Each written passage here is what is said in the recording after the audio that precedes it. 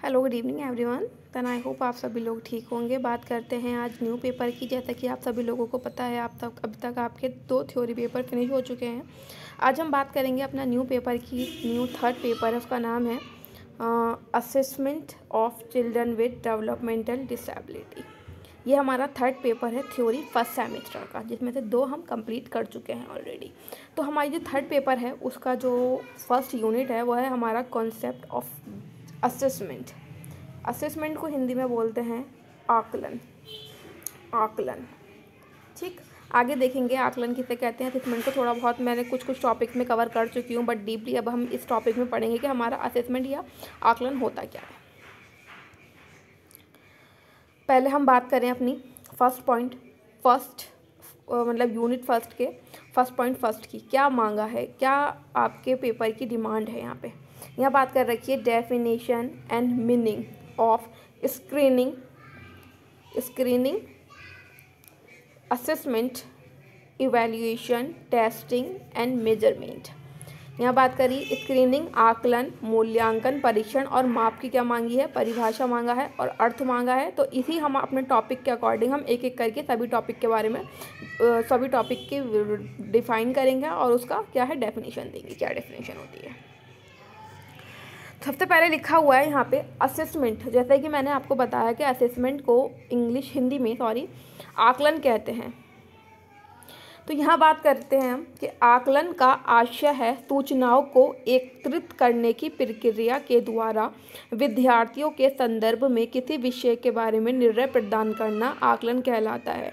कुछ स्पेसिफिक विषय यहाँ पे हम क्षेत्र डिफाइन करते हैं, उसके हिसाब से क्या है उन क्षेत्रों के द्वारा क्या है कुछ सूचनाएं एकत्रित की जाती हैं बच्चे के संदर्भ में। वो हमारा प्रोसेस क्या कहलाता है, वो हमारा प्रोसेस कहलाता है आकलन या असेसमेंट कहलाता है। किस तरह से कहलाता है आकलन। सबसे पहले बात करूँ मैं, असेसमेंट जो होता है वो चेकलिस्ट के थ्रू होता है। चेकलिस्ट क्या होंगी उसके लिए हमें अलग से वीडियो बनानी पड़ेगी, क्योंकि चेकलिस्ट एक बहुत ब्रॉड टॉपिक है आपस में, और हर एक मतलब कि कोई एक स्पेसिफिक चेकलिस्ट नहीं होती, बहुत तरह की चेकलिस्ट है। जिसमें मैं थोड़ा बताऊं कि FACP होती है, MDPS होती है, बेसिक MR होती है। हर डिसेबिलिटी के लिए अलग चेकलिस्ट बनाई गई है। तो हमें क्या करना पड़ता है असेसमेंट के लिए, हमें क्या करना होता है चेकलिस्ट का यूज़ करते हैं हम। चेकलिस्ट में कुछ स्पेसिफिक यहाँ लिखा है ना विषयों के बारे में, तो कुछ क्षेत्र होते हैं उसके डिफाइन किए हुए। उन क्षेत्रों में क्या होता है उससे रिलेटेड स्किल्स होते हैं। उन स्किल्स के थ्रू हम बच्चे को असिस्ट करते हैं कि बच्चे की क्या स्ट्रेंथ है और क्या नीड है। इस प्रोसेस को हम आकलन या असेसमेंट बोलते हैं। आकलन की प्रक्रिया में प्रदत्त कार्य प्रदर्शन परीक्षा असेसमेंट परफॉर्मेंस टेस्ट का प्रयोग किया जाता है। यहाँ बात की जा रही है कि जो हम आकलन या असेसमेंट करते हैं वो किसके थ्रू करते हैं, तो हम चेकलिस्ट के थ्रू करते हैं। असेसमेंट परफॉर्मेंस टेस्ट भी कह सकते हैं। ठीक है, आगे देखें क्या लिखा हुआ है। आकलन में छात्रों को बिना अंक अथवा ग्रेडिंग फीडबैक दिया जाता है ताकि शैक्षणिक उद्देश्यों की प्राप्ति में अंतिम मूल्यांकन के पूर्व सुधार संभव हो सके। यहाँ पे क्या है अंकों के बिना, मतलब कोई नंबर वाइज बच्चे को रिजल्ट नहीं प्रोवाइड किया जाता है। यहाँ पे क्या आते हैं हम ग्रेडिंग के तौर पे क्या करते हैं बच्चों को फीडबैक दिया जाता है, ताकि बच्चों को क्या है आगे और अपॉर्चुनिटीज़ मिल सके कि उनके काम में जो उनको काम मूल्यांकन सिखाएगा, जो उनका इवैल्यूएशन है उसमें हम क्या कर सकें सुधार कर सकें। तो यहाँ बिना नंबर के आकलन किया जाता है, मतलब ऐसा नहीं कि बच्चे को 1 नंबर दे रहे हैं 2 नंबर दे रहे हैं। यहाँ पे अलग तरह से ग्रेडिंग सिस्टम के थ्रू क्या कहते हैं फीडबैक देते हैं कि बच्चे का क्या लेवल रहा, बच्चे का क्या अचीवमेंट है, क्या उसकी नीड्स है। परिभाषा के थ्रू जानते हैं कि आकलन होता क्या है। हुबा एवं फ्रीड के अनुसार आकलन सूचना संग्रह उस पर विचार विमर्श की प्रक्रिया है जिन्हें हम विभिन्न माध्यमों से प्राप्त कर यह समझा सकते हैं कि विद्यार्थी क्या जानता है, क्या समझता है, अपने शैक्षिक अनुभवों से प्राप्त ज्ञान को परिणाम के रूप में व्यक्त कर सकते हैं, जिसके द्वारा छात्र अधिगम में वृद्धि हो सकता है। क्या बात करें कि आकलन क्या है, वो एक सूचना संग्रह का क्या है एक विचार और विमर्श करने की एक प्रक्रिया है, जिसके द्वारा विभिन्न माध्यमों से हम क्या समझ सकते हैं कि विद्यार्थी क्या जानता है, क्या समझता है। मतलब बच्चे का इस टाइम हम असेसमेंट के थ्रू हम क्या करते हैं बेसिकली इसके थ्रू हम बच्चे का लेवल जानते हैं कि उसका वर्तमान स्तर क्या है और बच्चा कितनी चीज़ों को समझता है, कितनी चीज़ों को जानता है। विद्यार्थी अपने शैक्षणिक अनुभव से प्राप्त ज्ञान को परिणाम के रूप में क्या है व्यक्त कर सकता है कि उसने कितना सीखा, क्या है उसका आखिर में मतलब रिजल्ट निकल सकता है उस बेसिस पे, जिसके द्वारा छात्र अधिगम में वृद्धि कर सकता है कि जो असेसमेंट के थ्रू जो हम बाद में बच्चे का परिणाम निकालेंगे, रिजल्ट निकालेंगे, बच्चा ये चीज़ कर सकता है, उसके बाद क्या होगा, उसके अधिगम में वृद्धि होगी जब बच्चा उस चीज़ को लर्न करेगा।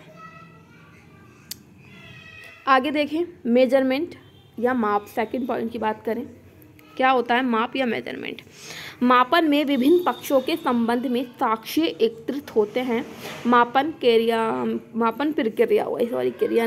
प्रक्रिया में उपलब्धि को संज्ञानात्मक रूप से निरूपित किया जाता है। जिस तरीके से हमने ऊपर पढ़ा, असेसमेंट में क्या है, कोई भी ग्रेडिंग सिस्टम होता है बट हम नंबर सिस्टम वहाँ पे यूज़ नहीं करते। बस यहाँ पे मापन या मेजरमेंट में क्या होता है, एक साक्ष्य एकत्रित होता है। क्या मतलब जो चीज़ें दिख सकती हैं प्रूफ के तौर पे, वो क्या है, उस उपलब्धि को हम संज्ञानात्मक नंबर सिस्टम में क्या करते हैं, बच्चों को निरूपित कर सकते हैं। उदाहरण के लिए जैसे मोहन की लंबाई क्या है, 155 सेंटीमीटर। ये क्या है, इस तरीके से जिस चीज़ को हम माप सकते हैं, मेजर कर सकते हैं, उन्हें हम नंबर में डिफाइन कर रहे हैं। मोहन की लंबाई कितनी है, 155 सेंटीमीटर है। अनीता का भार कितना है, 48 किलोग्राम है।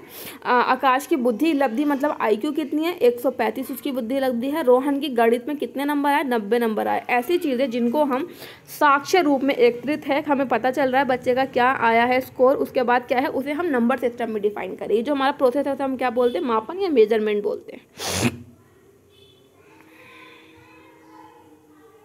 दूसरे शब्दों में यह कह सकते हैं कि मापन एक औपचारिक प्रक्रिया, एक फॉर्मल प्रोसेस है जिसमें वस्तु या विशेषता इतनी मात्रा में है दर्शाया जा सकता है।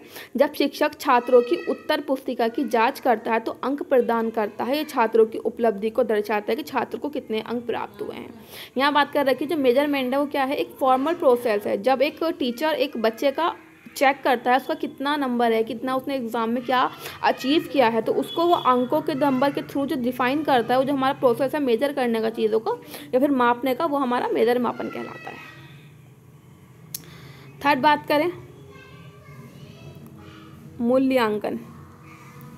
सॉरी, यहाँ पे एक आपको मुझे एक थोड़ी सी कमी दिखाई दे रही है। मूल्यांकन, हमारे आकलन को असेसमेंट बोलते हैं, लेकिन मूल्यांकन को हम लोग इंग्लिश में इवैल्यूएशन बोलते हैं। यहाँ मैं करेक्ट कर दूँ, ठीक, इवैल्यूएशन बोलते हैं। हम जानते हैं कि इवैल्यूएशन होता क्या है, ठीक। शिक्षण प्रक्रिया का प्रारंभिक बिंदु शिक्षण उद्देश्य होता है। जब भी हम किसी को कुछ लर्न सिखाते हैं तो उसका हमारा जो पर्पस होता है, क्या होता है कि बच्चे को क्या है, शिक्षण हो, चीज़ को सीख जाए। तब तक शिक्षण के उद्देश्य निश्चित नहीं हो जाए, तब तक शिक्षण की दिशा भी निश्चित रहती है। मतलब जब तक हम अपना कोई हमारा एम नहीं रहता कुछ सीखने का, तब तक क्या हम हमारी डायरेक्शन क्या रहती है, हम लोग भटके हुए रहते हैं कि हमारा कोई एम नहीं है।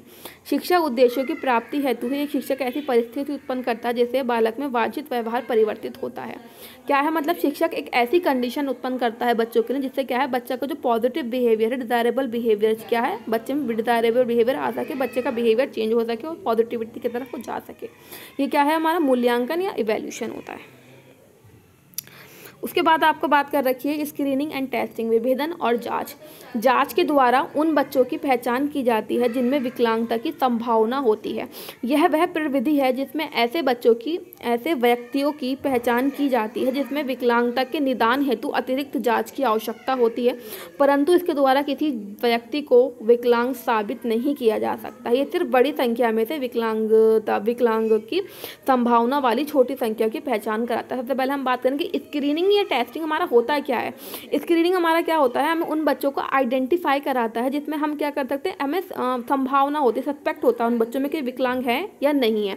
बट हमारा स्क्रीनिंग के थ्रू हम किसी को आइडेंटिफाई नहीं कर सकते कि क्या बच्चे के अंदर कुछ ना कुछ समस्या ही है। वहाँ पे क्या होता है हमारा स्क्रीनिंग का प्रोसेस, कि जब एक बड़ी जनसंख्या है कि हमें पता है कि इस जनसंख्या में कुछ बच्चे हमें इस तरह से मिल सकते हैं जो इस तरह से एक हिसाब से पढ़ने में कमज़ोर है, तो हमें पढ़ने में कमज़ोर बच्चे अगर निकालें तो हम स्क्रीनिंग के थ्रू निकाल सकते हैं। बस हम उन्हें कोई कैटेगराइज वाइज डिवाइड नहीं कर सकते कि बच्चों को डिसेबिलिटी है। उसके बाद बात करें मूल्यांकन, फीडबैक पोस्ट देने का भी कार्य करता है जिसमें शिक्षक अपनी शिक्षण प्रक्रिया, शिक्षण विधि एवं पाठ्यक्रम के स्तर में सुधार लाने का भी प्रयास करता है। मूल्यांकन क्या, हमारे इवैल्यूएशन क्या है, फीडबैक देने का भी क्या है, एक कार्य करता है, जिसमें क्या है शिक्षक अपने शिक्षण प्रक्रिया, शिक्षण विधियों और उदाहरण में सुधार ला सकता है। किस तरीके से? इवैल्यूएशन, जैसे हमने बच्चे को कुछ सिखाया, मैं क्लासरूम के इन्वायरमेंट में बने बच्चे को कुछ स्किल सिखाया, कुछ एक्टिविटी में बच्चे को करा रही हूँ, बट वो बच्चा क्या है, वो उसी इन्वायरमेंट में अगर उस एक्टिविटी को करता है तो एक पढ़ाने वाला शिक्षक का जो उद्देश्य है वो पूर्ण नहीं हुआ मे बी। तो मतलब एक इवैल्यूएशन के थ्रू हम ये चीज़ चेक करते हैं कि जो मैंने बच्चे को एक क्लासरूम इन्वायरमेंट में चीज़ सिखाई, वो अदर इन्वायरमेंट में जाके उस चीज़ को क्या है उसी तरीके से समझता है, पहचान सकता है या नहीं। तो मैं एक तरीके से अदर इन्वायरमेंट में, अपने जो अदर इन्वायरमेंट में उसी स्किल को चेक करना जाके बच्चे को। तो ये हमारा जो प्रोसेस होता है, ये हमारा मूल्यांकन होता है। इसके थ्रू क्या है शिक्षक अपने अंदर सुधार ला सकता है कि उसके अंदर कहाँ पे क्या कमी रह गई है।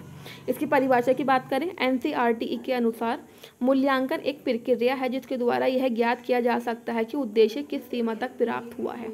NCERT ने मतलब कि डेफिनेशन दी मूल्यांकन या इवैल्यूएशन क्या होता है। तो यहाँ बात की गई NCERT के थ्रू मूल्यांकन एक प्रोसेस है जिसके द्वारा ये ज्ञात होता है कि जो बच्चे का उद्देश्य था, ठीक है, हमें कुछ सिखाने का उद्देश्य था, वो हमारा उद्देश्य ऑल ओवर इन्वायरमेंट में बच्चे को क्या है एक एक्सेसिबिलिटी देना था कि हर इन्वायरमेंट में बच्चा क्या है उस चीज़ को कंडक्ट कर रहा है, चीज़ को सीख रहा है। तो हमारा उद्देश्य पूर्ण हुआ या नहीं, तो ये क्या किसके थ्रू हम चेक करते हैं, मूल्यांकन के थ्रू चेक करते हैं। उसके बाद हम बात करें स्क्रीनिंग की परिभाषा यहाँ दे रखी है, स्क्रीनिंग एक समग्र जनसंख्या में उन व्यक्तियों की पहचान करना है जिनको विकासात्मक अवस्था में हस्तक्षेप से लाभ प्राप्त हो सकता है। स्क्रीनिंग का टॉपिक मैं ऊपर पढ़ा चुकी हूँ, उसकी डेफिनेशन थोड़ा नीचे रह गई, मैंने ध्यान नहीं दिया, बट अब पढ़ा रही हूँ तो आप लोग अपना नोट इसी हिसाब से बनाना। स्क्रीनिंग क्या है, एक प्रोसेस है जिसमें क्या है एक बड़ी संख्या में से आइडेंटिफाई करना होता है जिन बच्चों में हमें सस्पेक्ट होता है कि इन बच्चों में कुछ ना कुछ विकासात्मक क्या है, कुछ गड़बड़ी चल रही है। देन आया मैंने जितने भी टॉपिक्स बताए थे देन सही से मैंने एक्सप्लेन किया। देन आई होप आपको चीज़ें समझ में आ रही होंगी। Then thank you for watching my video.